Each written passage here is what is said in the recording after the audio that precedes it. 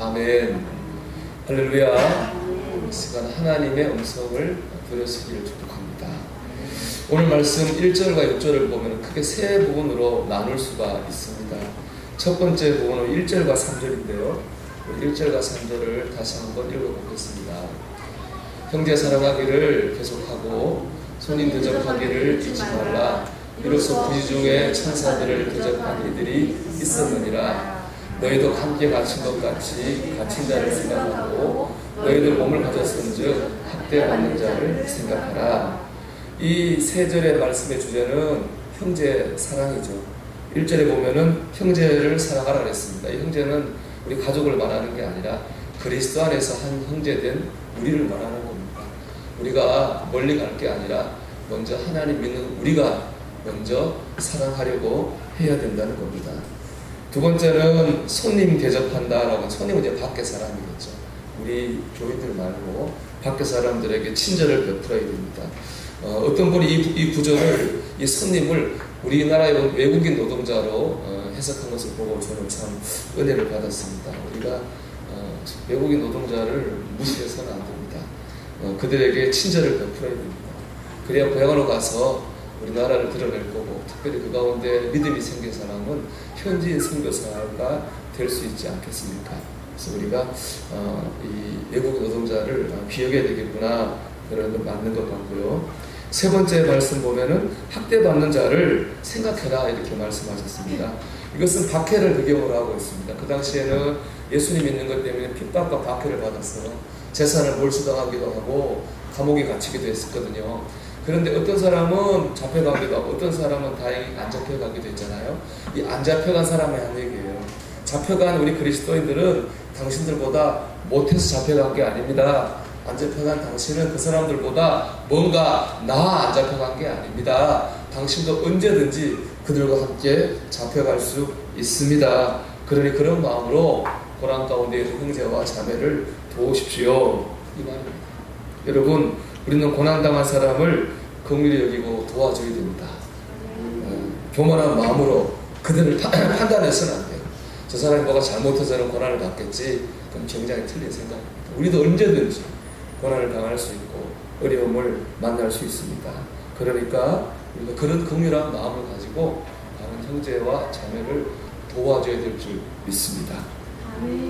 그런가 하면 두 번째 부분은 4절인데요. 4절은 결혼에 대한 거죠. 우리 같이 읽어볼게요. 모든 사람은 결혼을 기억이고 친서를 괴롭히지 않지만 음행하는 자들과 가늠하는 자들을 하나님이 심판하시리라. 그렇습니다. 결혼 생활에 있어서 정결을 얘기하는, 육체적인 정결을 특별히 의미하는 겁니다. 사람은 결혼을 귀하게 생각해야 됩니다. 특별히 보면 너희는 이라고 하지 않고 모든 사람은 이라고 하잖아요. 이건 모든 사람이다. 유혹에 노출되어 있다, 이렇게 말하는 겁니다.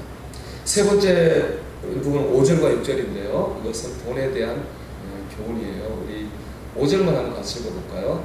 돈을 사랑하지 말고 있는 바를 족한 줄로 알아. 그가 친히 말씀하시기를 내가 결코 너희를 버리지 아니하고 너희를 떠나지 아니하리라 하셨느니라. 아멘.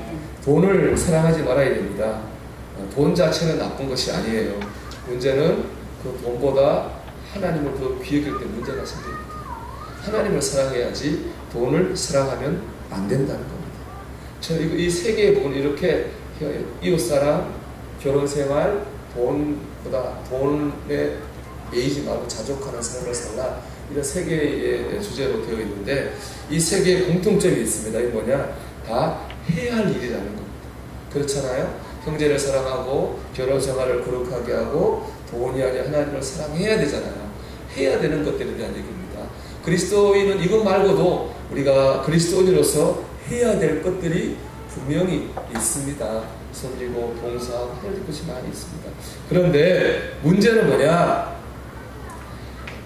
이 해야 할 것을 몰라서 못하는 경우도 있지만 많은 경우는 그것을 알면서도 그렇게 살 힘이 없어서 그렇게 못 사는 경우가 많다는 겁니다. 그렇지 않습니까? 교우들이나 가족, 이웃들을 사랑하고 친절을 베풀며 살고 싶죠. 그래서 가정이 행복해지고 사람들과 잘 지내는 행복에 살고 싶습니다. 말 한마디로 따뜻하게 해야지 왜 그런 생각이 안 들겠습니까? 근데 문제는 정작 실제 생활에서 그것이 실천되지 않는 경우가 훨씬 많다는 겁니다. 중요한 것은 힘입니다. 그렇게 살 수 있는 힘, 그런 생각을 행동으로 얻을 수 있는 힘, 이 힘이 있어야 됩니다. 그러면 그 힘을 어디서 얻을 수 있느냐라고 하는 것이 오늘 말씀의 주제입니다. 우리 오늘 본문 말씀 2절 같이 읽어보겠습니다. 우리 그 다음 볼까요? 우리 2절을 같이 읽어볼게요. 손님 대접하기를 잊지 말라. 그래서 부지 중에 천사들을 대접한 이들이 있었느니라. 노란색이 뭐라고 되어 있습니까? 부지 중에 천사를 대접한 일이 있었느니라. 우리가 형제를 사랑하고 이곳에게 친절을 베푸고 어려움 가운데 있는 사람을 도와야 될 이유는 뭐예요? 그들 중에 우리에게 보낸 천사가 있을 수 있기 때문에 그렇습니다. 이건 아브라함의 얘기를 하는 거예요. 아브라함이 이 집에 한 3명의 나그네가 아브라함의 집 앞으로 지나가고 있었어요. 때로 한참 해가 뜨거운 정오 한낮이었어요. 아브라함이 그들을 흘려보내지 않고 그 3명의 나그네를 집으로 초청했습니다. 그래서 씻을 물을 주고 떡과 고기로 정성껏 대접했습니다. 아내 사라도 남편의 뜻을 따라가지고 그 손님을 정성껏 대접했어요. 그리고 손님 중에 한 명이 잘 대접받고 이렇게 말합니다. 내년 이맘때에 이 집에 아들이 태어날 겁니다. 그렇게 합니다. 사실 아브라함과 사는 오랫동안 자식이 없어가지고 자식을 달라고 기도하기를 한 24년 동안 기도하고 있었거든요. 근데 하나님 안 주셔가지고 낙심하고 있었는데 그 중에 한 명이 될 겁니다. 그렇게 얘기했는데 정말로 그 다음에 아들 이삭이 태어났어요. 알고 봤더니 그 3명의 나그네는 누구냐? 한 명 하나님이에요. 하나님이 2명의 천사를 데리고 나그네로 변신을 해가지고 아브라함에게 지나갔던 거예요. 결국에 아브라함이 그들을 잘 섬김으로 하나님의 응답을 받게 된 것입니다. 여러분, 우리가 형제를 사랑하고 친절을 베풀고 섬기고 대접하기를 즐거워해야 됩니다. 왜냐하면 그럴 때 우리의 기도가 응답을 받고 우리가 축복을 받기 때문에 그렇습니다. 사람들이 인기를 끌기 위해서가 아닙니다. 내가 도덕적으로 선을 행하기 위해서가 아닙니다. 우리가 친절을 베푸고 섬기는 그 사람 중에 하나님이 내게 보내신 응답의 천사가 있기 때문에 그렇습니다. 축복의 전달자가 있기 때문에 그렇습니다. 우리 하나님을 바라볼 때 형제를 사랑하고 친절을 베푸는 섬기는 삶을 살 수 있습니다. 결혼생활도 마찬가지입니다. 우리 그 다음 거 볼까요? 자, 여러분 노란 색깔 뭐라고 되어 있습니까? 하나님이 심판하십니다. 우리가 육체를 정결하게 하지 결혼생활하는 사람이 육체를 정결하게 하지 않는 것은 단지 육체의 잘못이 아니라는 것. 그건 뭐예요? 하나님 그걸 심판하시거든요. 영적인 잘못입니다. 우리가 결혼생활을 비우게 되는 것은 왜 그렇습니까? 우리가 정결을 시키게 되는 건 왜 그렇습니까? 하나님이 심판하시기 때문에 그렇습니다. 우리가 하나님의 심판이 아니라 하나님의 구원을 받기 위해서 우리는 결혼생활 가운데서 정결을 지켜야 되는 겁니다. 돈도 마찬가지입니다. 우리 13장 5절의 말씀 볼게요. 그 다음 노란색 볼까요? 그가 친히 말씀하시기를 내가 결코 너희를 버리지 아니하고 너희를 떠나지 아니하리라 하셨느니라. 아멘. 돈이 아니라 하나님 의지할 이유는 뭡니까? 하나님을 지키실 거기 때문이었습니다. 사실은 돈이 세상에서 우리에게 얼마나 필요합니까? 돈 없이면 힘든 일이 얼마나 많겠습니까? 그럼에도 불구하고 우리가 하나님을 더 사랑하고 자족하는 삶을 살 수 있는 것은 돈은 좀 없어도 하나님 나를 지키실 것을 믿기 때문에 그렇습니다. 하나님 나를 보호하시고 나를 인도하실 것을 내가 믿기 때문에 없는 가운데서도 부족한 가운데서도 평안을 누리고 두렵지 아니하게 담대하게 살 수 있는 겁니다. 이 모든 게 다 하나님하고 연결돼 있지 않습니까? 우리가 해야 할 일을 하게 하는 건 누구예요? 하나님인 겁니다. 우리로 친절을 베풀게 하는 것도 하나님이고, 하나님 바라볼 때 우리가 사랑하는 삶을 살 수 있는 거예요. 하나님 바라볼 때 정결한 삶을 살 수 있는 거예요. 하나님 바라볼 때 어려움 가운데서도 담대한 삶을 살 수 있는 겁니다. 우리가 해야 될 그 일을 하게 하시는 분 누구냐? 하나님이시기 때문에 그렇습니다. 저는 강화도에서 장애인 목회를 했습니다. 아마 그 7년은 제 인생에서 가장 치열하게 살았던 시간이라고 생각합니다. 하지만 제 목회 자체는 실패가 아니었을까 그런 생각도 합니다. 자기 만족은 있었는데요, 영적 기쁨은 없었던 것 같아요. 제가 하는 섬김과 봉사를 통해서 사람들에게 어느 정도 도움은 줬지만 진정한 변화를 끌어냈는가? 라는 질문 앞에서는 제 자신이 그렇다고 말할 자신이 없습니다. 결국 저는 만약 제 사역이 성공이었다면 저는 지금도 거기 있어야 됩니다. 하지만 저는 그걸 견디지 못하고 떠났습니다. 돌아보면 그 이유는 제 사역이 바로 제 자기의 의위에 세워졌기 때문이다, 저는 그렇게 생각합니다. 장애인 사역을 하다 보면은 장애인들 업을 일들이 여러 번 있거든요. 잘 못 걸으니까. 업으면 그분들이 힘이 없어 저한테 매달린다고 목을 이렇게 눌러요. 그러면 제 얼굴이 이제 빨개지겠죠, 당연히. 피가 안 통한다고 빨개져요. 그러면은 제 아내가 좀 보기가 안쓰럽겠죠. 젊은, 그때가 20대니까 좀 안 하면 안 되냐고, 좀 덜 하면 안 되냐고, 안쓰러워서 그걸 저에게 얘기했어요. 하지만 저는 그 순간이 나쁘지 않고 제일 좋았어요. 왜냐하면은 제가 무언가 하는 것 같더라고요. 제가 다른 목회자들과 다른 삶을 사는 것처럼 그렇게 느껴졌기 때문인 것 같습니다. 하지만 이제 집으로 돌아와서 아무 일 없이 시간을 보내고 다른 목회자들, 저보다 더 좋은 조건에서 목회하는 사람들을 부러워하기도 하고, 그래서 어떻게 하면 힘든 현실을 내가 벗어날 수 있을까라는 생각이 불처럼 일어날 때가 있었거든요. 그때는 참 제 자신이 너무 이중적이다 이런 생각이 들었습니다. 그러면서 이런 생각도 했어요. 만약에 천국이 있다면 나는 구원을 받을 수 없을 거야. 저기는 구원의 확신도 그때 없었다는 겁니다. 오스왈드 목사님의 묵상집 주님은 나의 최고봉이고 이런 구절이 있습니다. 순종의 모조품은 열심이다, 이런 구절이 있어요. 열심히 살았지만 순종하지 않았어요. 하나님을 바라보고 산 것이 아니라 나의 의로 살았기 때문에 그렇습니다. 열심은 여러분 순종이 아니에요. 내가 하는 열심은 나의 의뿐이에요.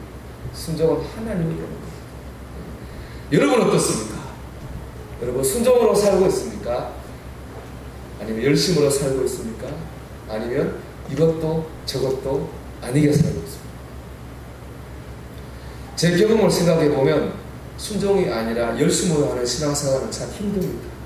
왜냐하면 그렇게 하면 잠깐의 만족은 있을 수 있지만은 충만한 기쁨이나 깊은 평강은 없기 때문에 그렇습니다. 하나님을 바라봐야 됩니다.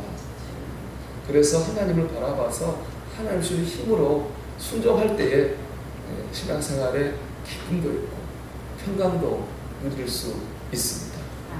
이번 설교를 말씀을 준비하면서 여러분에게 참 너무 많이 지겨울 만큼 많이 했던 얘기가 또 생각났어요. 제가 목회한 이유라고 밝혔던 사건이죠. 한 집사님 얘기입니다. 제가 처음 전도한 분이죠. 이분은 두 다리와 두 팔을 사용하지 못했습니다. 그래서 제가 누립댁에서 눈칫밥을 먹으면서 이제 살고 있었죠. 그래서 제가 전도에서 교회를 나왔는데요. 한 2년쯤 됐을 때 수요일 날 이분을 업고 이제 예배당 내려가는데 술 냄새가 났어요. 술 드셨나 보다. 근데 예배를 마치고 그 얘기를 해요. 이분이 아주 이분 만 13살 때 그 병이 발병했다는 거예요. 그래서 두 팔 갑자기 못 쓰게 됐는데 이분의 아버지가 부모님들이 아픈 아들이 어떻게 살겠어요? 먹고 살라고 좋은 땅 800평을 남겨줬어요. 이걸로 평생 굶지 마라. 그런데 아버지 부모님이 돌아가시 형이 그 땅을 가로채고 동생을 내쫓아버렸어요. 그때부터 이분이 천덕꾸러기가 되어가지고 몇십 년을 살은 거죠. 형을 좋아할 수 없겠죠. 미워할 수밖에 없을 겁니다. 그러다가 이제 교회를 다니면서 이분의 내면에 변화가 생기게 됐습니다. 교회를 다니는 내가 이래서 해야 되겠나 하는 생각이 들어서 형의 집에 전화를 했습니다. 하나님의 뜻이 있었는지 그 형의 아들이 사업에 망해가지고 그 집이 어려울 때였습니다. 이분이 이제 택시를 부르고 소주를 한 상자 사가지고 형의 집으로 갔어요. 그날 형제가 술잔을 기울이면서 미움과 원망을 털어낸 거죠. 그리고 그날 이제 교회를 온 겁니다. 그 사연을 다 제게 말하고 그분이 이렇게 제게 얘기했어요. 전도사님, 제가 교회를 다녀서 사람이 되시다 이렇게 말했습니다. 참 멋진 이야기입니다. 저는 가는 곳마다 이 간증을 했습니다. 건강한 사람도 할 수 없는 용서를 장애인이 했다. 얼마나 아름답습니까?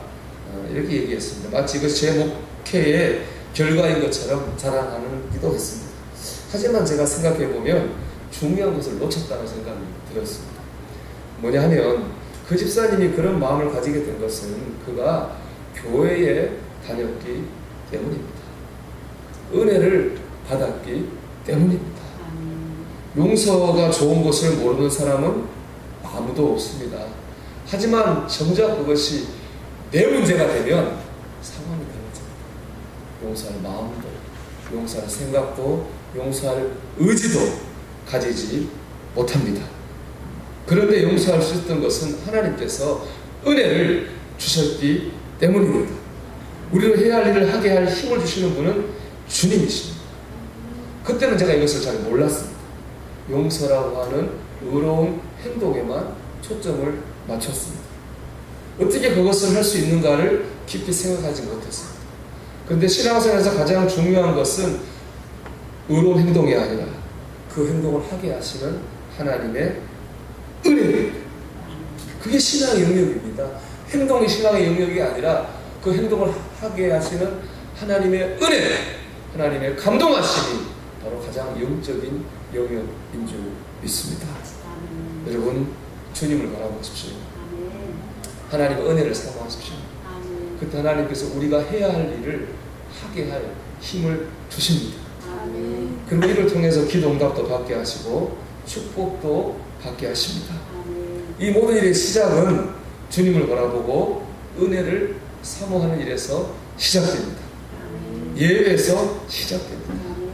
그리고 은혜를 사모하시기를 축복합니다. 마지막으로 꼭 권면하고 싶은 말씀이 있습니다. 믿음으로 부딪히십시오. 치십시오. 그때 역사가 나타납니다. 우리가 은혜를 받으면 우리 마음에 평안이 임합니다. 하지만 곧 평안 뒤에 전쟁이 시작됩니다.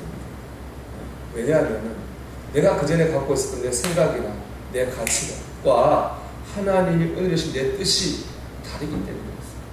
그래서 갈등이 생길 수밖에 없습니다. 순종할 것이냐 말 것이냐, 용서할 것이냐 말 것이냐, 내가 희생할 것이냐 말 것이냐, 양보할 것이냐 말 것이냐, 헌신할 것이냐 말 것이냐, 이런 문제로 우리 안에서 혼란이 생기고 전쟁이 일어납니다. 여러분, 그때 피해가서는 안 됩니다. 기도하셔야 됩니다. 기도로 그 문제와 믿음으로 부딪혀야 됩니다. 그때 하나님의 역사를 경험하게 될 것이기 때문에 그렇습니다. 다니엘은 진실한 믿음의 사람입니다. 하나님이 그 다니엘을 축복하셔서 탁월한 능력을 주셨습니다. 그래서 왕조가 3번 바뀌는데도 늘 왕에게 총애를 받는 신하는 사람입니다. 3번째 나라에서도 마찬가지입니다. 왕이 아주 다니엘을 총애하니까 다른 나라 사람들, 어떻게 굴러온들이 박힌 돌을 빼냐, 그런 신하들이 다니엘을 시기했습니다. 그래서 왕에게 가서 왕을 높였습니다. 왕은 하나님 같은 분입니다. 왕이 기분 좋아졌겠죠. 앞으로 30일 동안 왕 외에 다른 신에게 기도하는 사람은 왕을 무시하는 거니까 전부 다 잡아다가 사자굴에 집어넣으십시오. 기분 좋아진 왕이 그렇게 조서를 쓰고 도장을 꽉 찍었습니다. 앞으로 30일 동안에 기도하는 사람은 사자굴에 집어넣을 거다. 다니엘도 이걸 알았습니다. 하지만 다니엘은 어떻게 했는지 아십니까? 우리 다니엘서 6장 10절의 말씀을 같이 읽어보겠습니다. 다니엘이 조서에 왕의 도장에 찍힌 것을 알고도 자기 집에 돌아가서는 윗방에 올라가 예루살렘으로 향한 창문을 열고 전에 하던 대로 하루 3번씩 무릎을 꿇고 기도하며 그의 하나님께 감사하였더라. 아멘. 30일만 안 하면 되잖아요. 피해가면 됩니다. 하지만 다니엘은 피해가지 않았습니다. 자신의 대적자의 자기를 감시하는 줄 알면서도 문을 활짝 열어놓고 늘 하던 것처럼 하루에 3번씩 하나님께 기도했습니다. 믿음으로 부딪혔습니다. 그랬더니 어떻게 되었습니까? 다니엘서 6장 22절의 말씀 읽어볼게요. 나의 하나님이 이미 그의 천사를 보내어 사자들의 입을 보호하셨으므로 사자들이 나를 상해하지 못하였사오니 이는 나의 무죄함이 그 앞에 명백함이오며 또 왕이여 나는 왕에게도 해를 끼치지 아니하였나이다 하니라. 아멘. 하나님이 사자들의 입을 막으셔가지고 다니엘을 그 위험에서 지키셨습니다. 왕도 놀랄 정도로 하나님의 역사를 일으키셨습니다. 기도로 부딪힐 때 믿음의 역사가 나타나고 마귀가 도망가게 됩니다. 야고보 4장 10절 이렇게 말합니다. 그런즉 너희는 하나님께 복종하라. 마귀를 대적하라. 그리하면 너희를 피하리라. 우리가 믿음으로 부닥칠 때, 기도로 부닥칠 때 마귀가 도망가요. 하지만 반대로 피해가잖아요. 우는 사자가 들어다니며 삼킬 자를 찾는, 마귀가 우리를 삼킵니다. 그럼 우리는 피해가지 말고 기도로 문제와 부딪혀야 됩니다. 하나님의 은혜와 현실이 부딪히게 될 때 우리가 타협하거나 돌아가지 말고 이기게 해달라고 기도해야 됩니다. 그런 믿음의 부딪힘이 있는 곳에 하나님의 역사가 나타나게 됩니다. 우리 그리스도인으로서 우리가 해야 될 일이 참 있습니다. 그 일을 해야 됩니다. 그 일을 할 때 우리가 기도 응답받고 복을 받기 때문에 그렇습니다. 그런데 해야 할 일만 바라보면은 힘들어 예수 못 믿습니다. 그리고 율법적이 돼가지고 나도 힘들고 다른 사람도 힘들게 합니다. 여러분 주님을 바라보십시오. 은혜를 구하십시오. 우리의 모든 인간관계, 삶, 학교 이 모든 일을 신앙과 연결시키십시오. 그 가운데 하나님께서 우리가 믿음으로 살 힘을 주실 줄 믿습니다. 그 결과가 축복이고 기도 응답이 되는 저와 여러분 되시기를 주의 이름으로 축원합니다. 찬송 드리겠습니다. 찬송가 288장을 찬송하겠습니다.